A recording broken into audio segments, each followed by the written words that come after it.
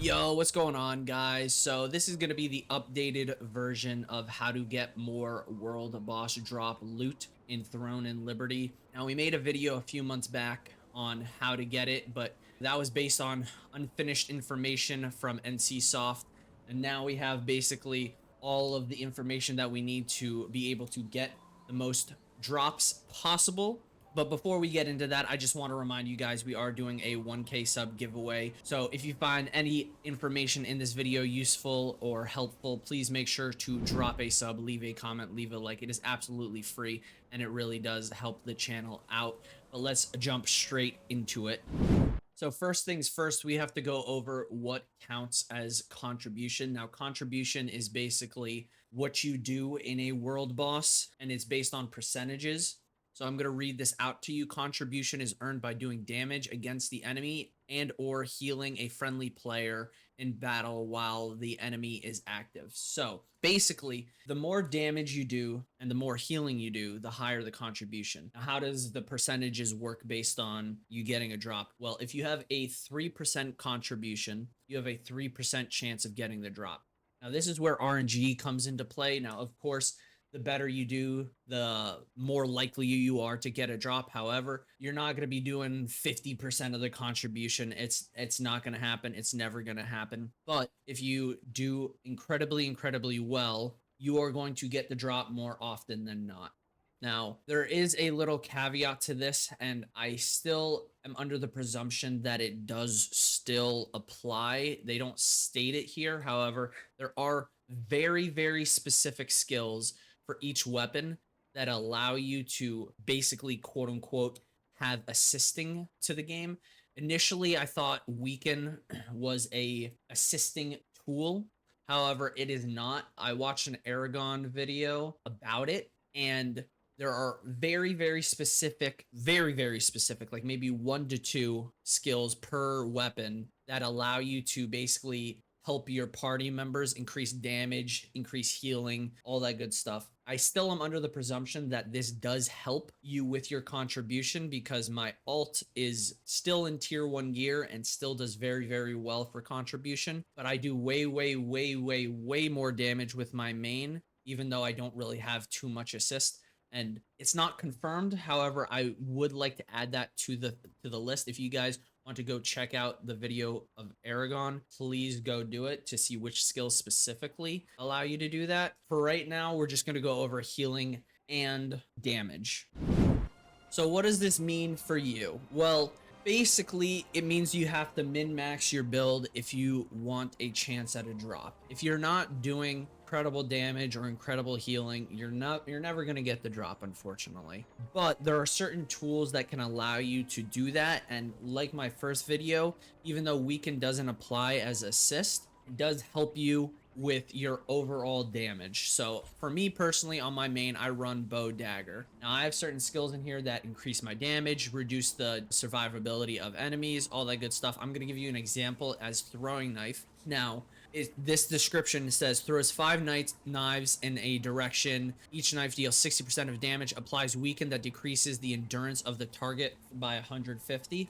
Now this will increase my damage by a decent chunk, and I have quite a few in my lineup. And this has basically allowed me to do so much more damage. It has allowed me to basically climb up in contribution. Currently, where I'm sitting right now with half-baked gear, I'm sitting around the 20 to 28% in contribution. So I'm doing good, but I could be doing better based on my gear. So we'll get there eventually, but I highly recommend you guys take a look at your build. If you're a PvP player or even a PvE player, make sure you're optimizing your skills as well as your gear, because each little thing can boost your placement by an absolute ton. I'm not going to go too much in my build, but there is one thing that I changed specifically in my build, which basically pushed me 20 placement points for each world boss. So there's little things that you can do that will drastically change your placement in world bosses.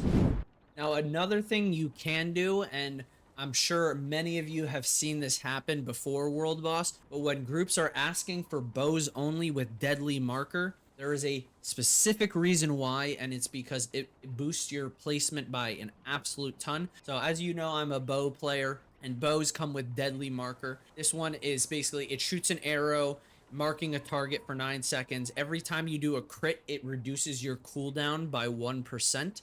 And if you get a whole team of them, adding 2 markers basically at all times, it's not going to be at all times, but basically at all times, your skills come back to you within like 3 seconds. So you're boosting your damage by a ridiculous amount. So if you are not personally a bow player, I highly recommend you try to find some bow friends, because it will like incredibly help your contribution placement. And many people have figured this out. The bow and mage users, they have figured this out pretty early on. And if you like, best solution, probably add a bow to your world boss gear, if not your overall PvE gear. But this is one huge thing that will help you with your placement. Now, as we talked about in the other video, I didn't go too much in depth into it. However, I do want to in this video, is basically the buffs that you use personally. Now, Stellarite is going to be a incredible boost. As you can see, the base one is 10% and the uncommon one is 15%. You're going to always want to run a uncommon Stellarite when doing world bosses, and then you can run your normal ones when you're not, but 15% placement, that's going to be incredible. Another thing you guys want to do is make sure you have your food buffs. If we look at, say, the undead one, this goes for all of them. They're all the same except different classes, but you have boss hit chance, you have the bonus damage to the boss, and then you have resistance. Now, the reason why this is important is specifically because the resistance, the less damage you're taking, the less healing other people give to you. And again, it's a really shitty system, but the more you're taking away from other people, the better you're doing yourself. So I highly recommend you try to run this food. Again, it's a shitty system that you have to basically fuck people over for it, but it's just how they set it up. Another one you want to run in tandem is going to be a healing one. Again, same concept. You don't want other people to basically out heal you. And then finally, another one that I highly recommend is going to be Scorpion Tails, specifically for the attack speed. The movement speed doesn't really matter, but the attack speed will also boost your damage by a ridiculous amount. I highly recommend you do it. And as it goes for healing, you can obviously run more health pots. Again, same concept applies. Personally, it doesn't really bother me since I have so much healing in mine already that I can run a normal quality recovery crystal. But if you don't really have too much healing, run the rare one. It'll help you out a ton. And another little boost that I would highly recommend is for runes.